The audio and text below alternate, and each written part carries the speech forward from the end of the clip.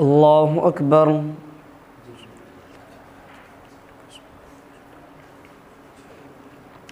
الحمد لله رب العالمين الرحمن الرحيم مالك يوم الدين إياك نعبد وإياك نستعين اهدنا الصراط المستقيم صراط الذين أنعمت عليهم غير المغضوب عليهم ولا الضالين.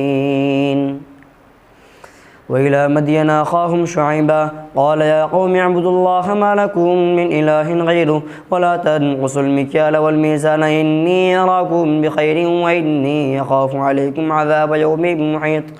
ويا قوم أوفوا المكيال والميزان بالقسط ولا تبخسوا الناس أشياءهم ولا تعثوا في الأرض مفسدين. بقية الله خير لكم إن كنتم مؤمنين وما أنا عليكم بحفيظ. قالوا يا شعيب وصلاتك تأمرك أن نترك ما يعبد آباؤنا أو أن نفعل في أموالنا ما نشاء إنك لأنت الحليم الرشيد.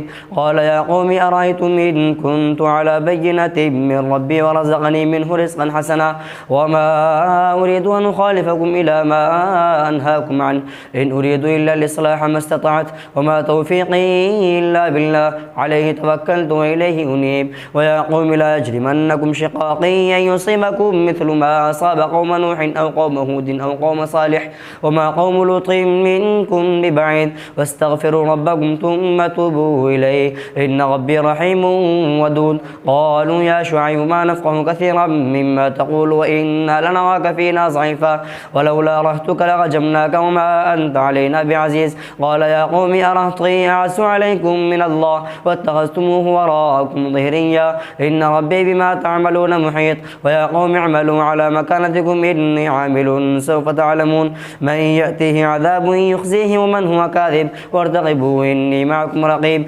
ولما جاء أمرنا نجينا شعيبا والذين آمنوا معه برحمة منا وأخذت الذين ظلموا الصيحة فأصبحوا في ديارهم جاثمين كأن لم يغنوا فيها ألا بعدا لمدين كما بعد الثمود. ولقد أرسلنا موسى بآياتنا وسلطان مبين إلى فرعون وملئه فاتبعوا أمر فرعون وما أمر فرعون برشيد يقدم قومه يوم القيامة فوردهم النار وبئس الورد المورود واتبعوا في هذه لعنة ويوم القيامة بئس الرفد المرفود. ذلك من أنباء القرآن نقصه عليك منها قائم وحسيد. وما ظلمناهم ولكن ظلموا أنفسهم فما أغنت عنهم آلهتهم التي يدعون من دون الله من شيء لما جاء من ربك وما زادوهم غير تتبيب. وكذلك أخذ ربك إذا أخذ القرى وهي ظالمة إن أخذه أليم شديد. إن في ذلك لآية لمن خاف عذاب الآخرة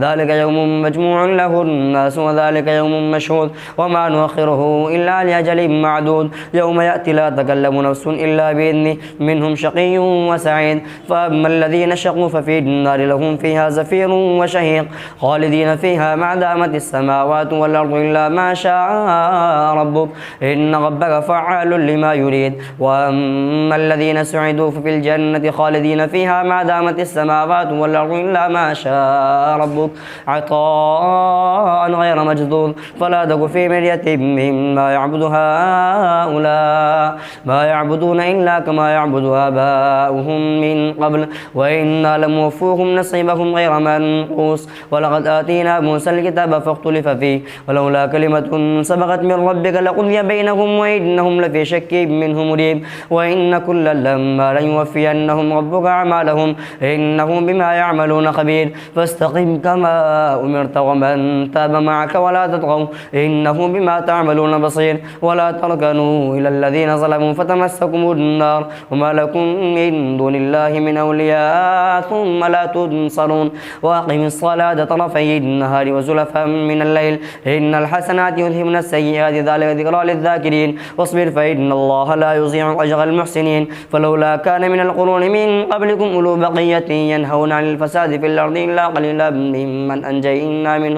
ممن أنجينا منهم واتبع الذين ظلموا ما أترفوا فيه وكانوا مجرمين وما كان ربك ليهلك القرى بظلم وأهلها مصلحون ولو شاء ربك لجعل الناس أمة واحدة ولا يزالون مختلفين إلا من رحم ربك ولذلك خلقهم وتمت كلمة ربك لأملأن جهنم من الجنة والناس أجمعين وكلا نقص عليك من أنباء الرسل ما نثبت به فؤادك وجاءك في هذه الحق وموعظة وذكرى للمؤمنين وقل للذين لا يؤمنون اعملوا على مكانتكم إنا عاملون وانتظروا إنا منتظرون ولله غيب السماوات والأرض وإليه يرجع الأمر كله فاعبده وتوكل عليه وما ربك بغافل عما تعملون ألف لام را تلك آيات الكتاب المبين إنا أنزلناه قرآنا عربيا لعلكم تعقلون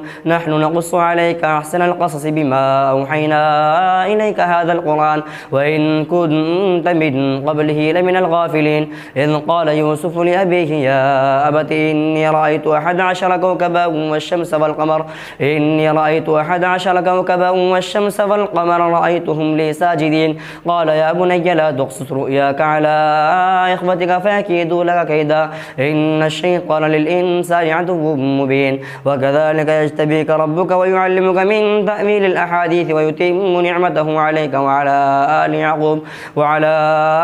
آل يعقوب كما تمها على أبويك من قبل إبراهيم وإسحاق إن ربك عليم حكيم لقد كان في يوسف وإخوته آيات للسائلين إذ قالوا ليوسف وأخوه أحب إلى أبينا منا ونحن عصبة إن أبانا لفي ضلال مبين اقتلوا يوسف أو اطرحوه أرضا يخل لكم وجه أبيكم وتكونوا من بعده قوما صالحين قال قائل منهم لا تقتلوا يوسف فألقوه في غيابة الجب يلتقطه بعض السيارة إن كنتم فاعلين قالوا يا أبانا ما لك لا تأمنا على يوسف وإنا له لناصحون أرسله معنا غدا يرتع ويلعب وإنا له لحافظون قال إني ليحزنني أن تذهبوا به وأخاف أن يأكله الذئب وأنتم عنه غافلون قالوا لئن أكله الذئب ونحن عصبة إنا إذا لخاسرون فلما ذهبوا به وأجمعوا أن يجعلوه في غيابة الجب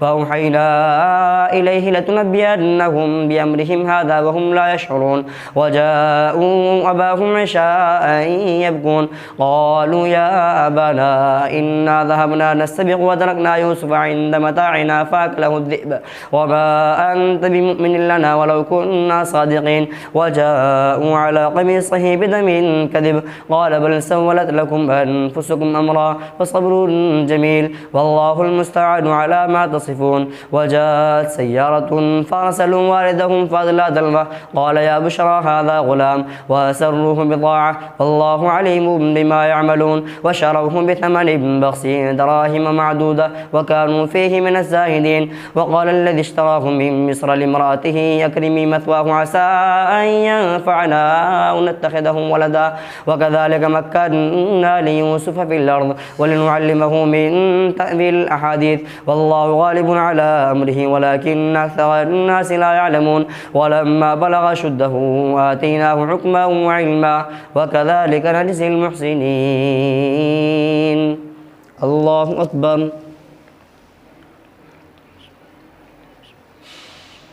سمع الله لمن حمده الله أكبر الله أكبر الله أكبر الله أكبر الحمد لله رب العالمين الرحمن الرحيم مالك يوم الدين إياك نعبد وإياك نستعين اهدنا الصراط المستقيم صراط الذين أنعمت عليهم غير المغضوب عليهم ولا الضالين وراودته التي هو في بيتها عن نفسه وغلقت الأبواب وقالت هيت لك. قال معاذ الله إنه ربي أحسن مثواي إنه لا يفلح الظالمون. ولقد همت به وهم بها لولا أن رأى برهان ربه كذلك لنصرف عنه السوء والفحشاء إنه من عبادنا المخلصين. واستبق الباب وقدت قميصه من دبر وألف يا سيدها لدى الباب. قالت ما جزاء من أراد بأهلك سوءا إلا أن يسجن أو عذاب أليم. قال هي راودتني عن نفسي وشهد شاهد من أهلها إن كان قميصه قد من قبل فصدقت وهو من الكاذبين وإن كان قميصه قد من دبر فكذبت وهو من الصادقين. فلما رأى قميصه قد من دبر قال إنه من كيدكن إن كيدكن عظيم. يوسف أعرض عن هذا واستغفر لذنبك إنك كنت من الخاطئين. وقال نسوة في المدينة امرأة العزيز تراود فتاها عن نفسه قد شغفها حبا إنا لنراها في ضلال مبين. فلما سمعت بمكرهن أرسلت إليهن وأعتدت لهن متكئا وأعتدت كل واحدة منهن سكينا وقالت يخرج عليهن. فلما رأينه واكبرنه وقطعن أيديهن وقلن حاش لله ما هذا بشرا إن هذا إلا ملك كريم. قالت فذلكن الذي لمتنني فيه ولقد راودته عن نفسه فاستعصم ولئن لم يفعل ما آمره ليسجنن ولا يكون من الصاغرين. قال رب السجن أحب إلي مما يدعونني إليه وإلا تصرف عني كيدهن أصب إليهن وأكن من الجاهلين.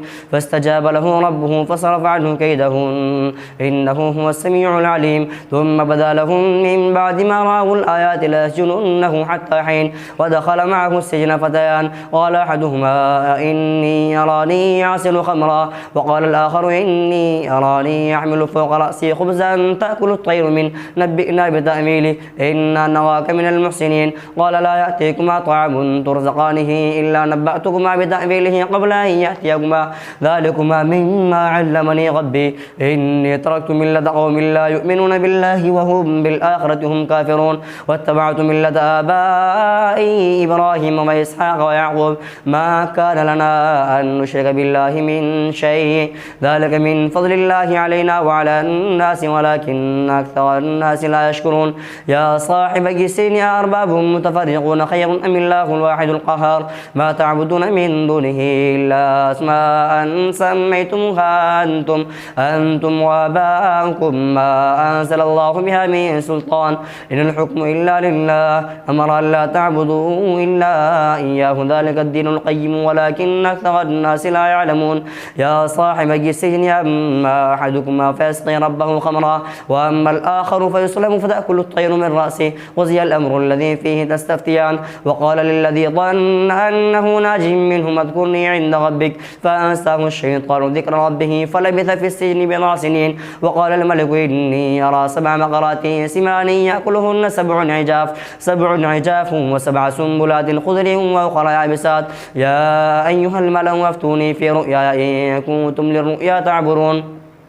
قالوا أضغاث أحلام وما نحن بتأويل الأحلام بعالمين. وقال الذي نجا منهما وادكر بعد أمة أنا أنبئكم بتأويله فارسلون. يوسف أيها الصديق وافتنا في 7 بقرات سمان يأكلهن 7 عجاف و7 سنبلات خضر وأخرى يابسات لعلي يرجع إلى الناس لعلهم يعلمون. قال تزرعون 7 سنين دأبا فما حصدتم فذروه في سنبله إلا قليلا مما تأكلون ثم يأتي من بعد ذلك 7 شداد يأكلن ما قدمتم لهن إلا قليلا مما تحسنون ثم يأتي من بعد ذلك عام فيه يغاث الناس وفيه يعصرون. وقال الملك ائتوني به فلما جاءه الرسول قال ارجع إلى ربك فاسأله ما بال النسوة اللاتي قطعن أيديهن إن ربي بكيدهن عليم. قال ما خطبكن إذ راودتن يوسف عن نفسه قلنا حاش لله ما علمنا عليه من سوء. قالت امرأة العزيز الآن حسحس الحق أنا راودته عن نفسه وإنه لمن الصادقين ذلك ليعلم أني لم أخنه بالغيب وأن الله لا يهدي كيد الخائنين. الله أكبر. سمع الله لمن حمده. الله أكبر. الله أكبر الله أكبر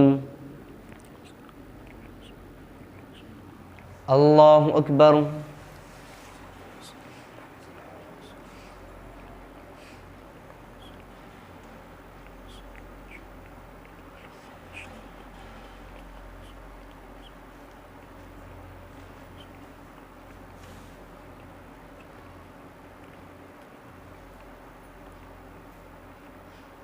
السلام عليكم ورحمة الله.